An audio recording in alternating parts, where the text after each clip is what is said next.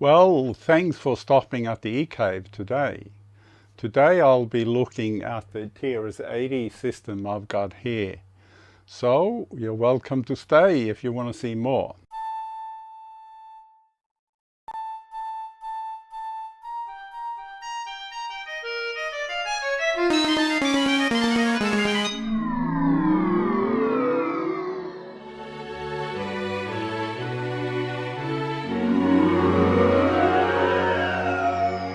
Well, thanks for staying.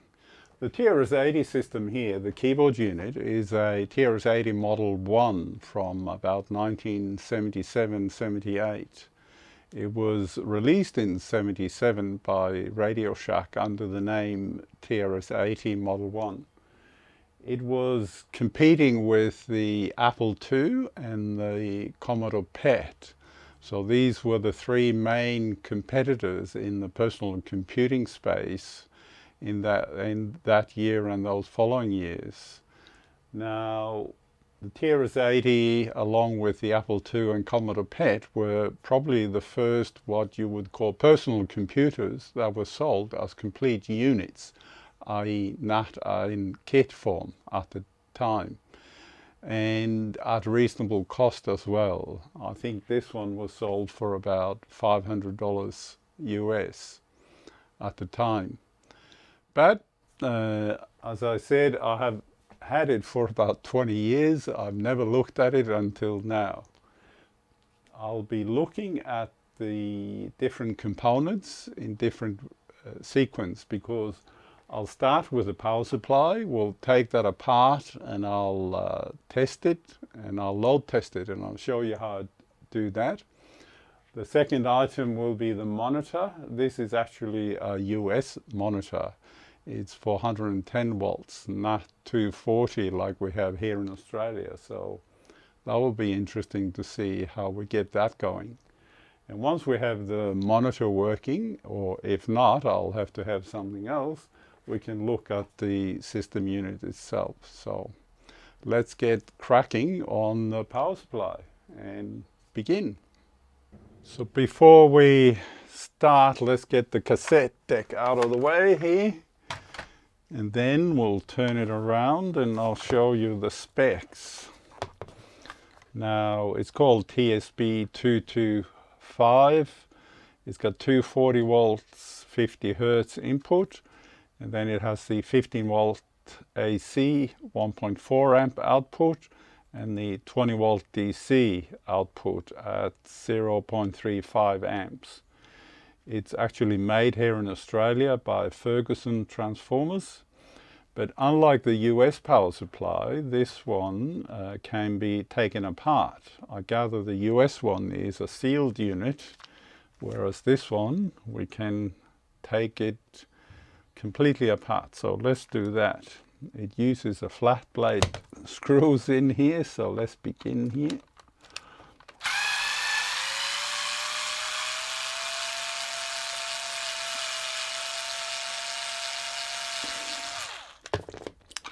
Fairly long screws, so just as well I've got my tool here.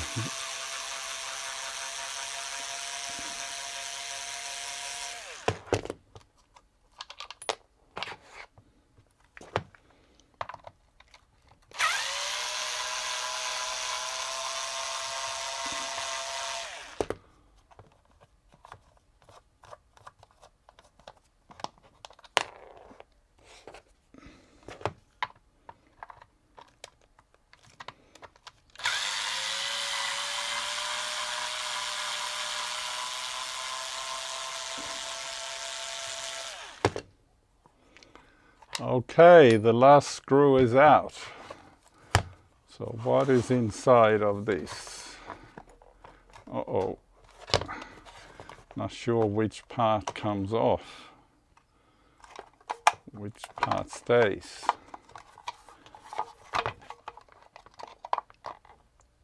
Looks like the transformer sits in the upper cover and the cables are attached to the lower cover. So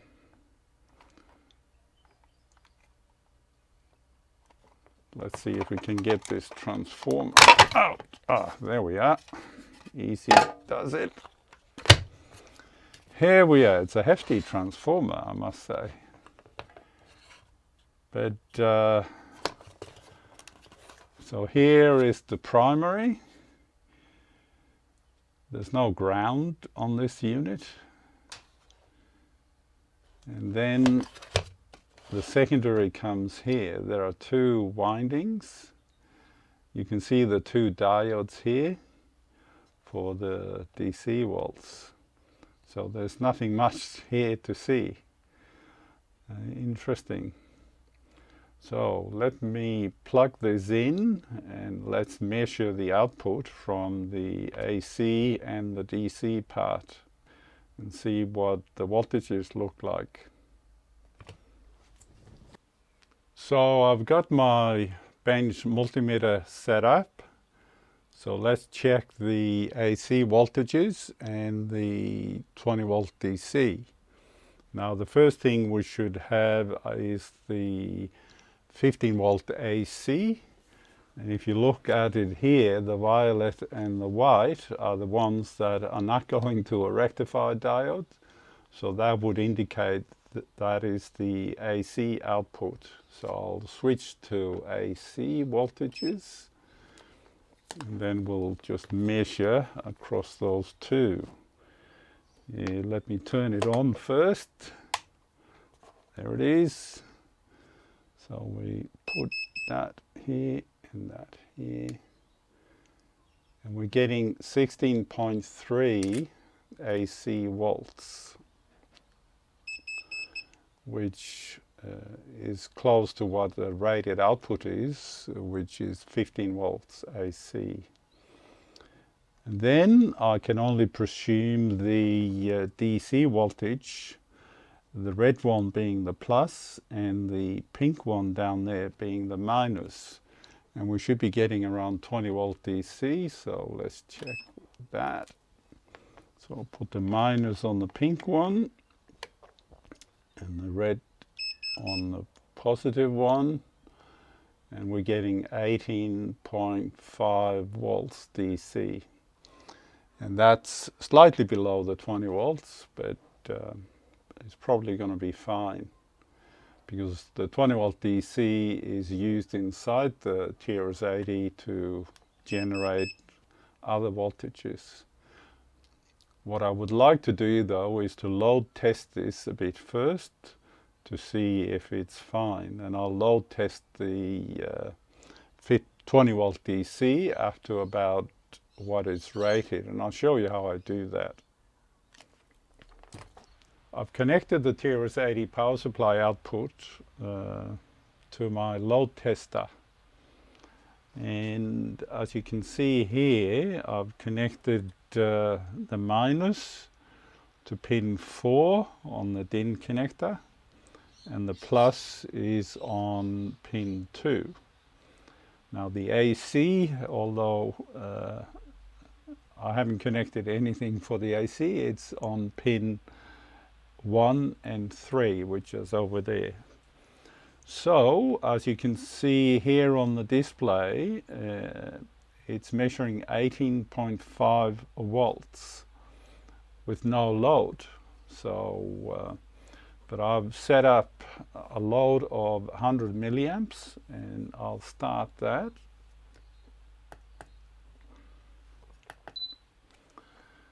And with the 100 milliamps, you can see that the voltage drops down to 17.9 volts. I'll write that down at 100 milliamps. The next thing to do is to increase it to 200 milliamps and see what happens. So we'll stop. We'll increment it by another 100 milliamps, so we get 0.2 milliamps, and then we'll start it again. And we can see the voltage has now fallen down to 17.65 volts approximately. So I'll write that down.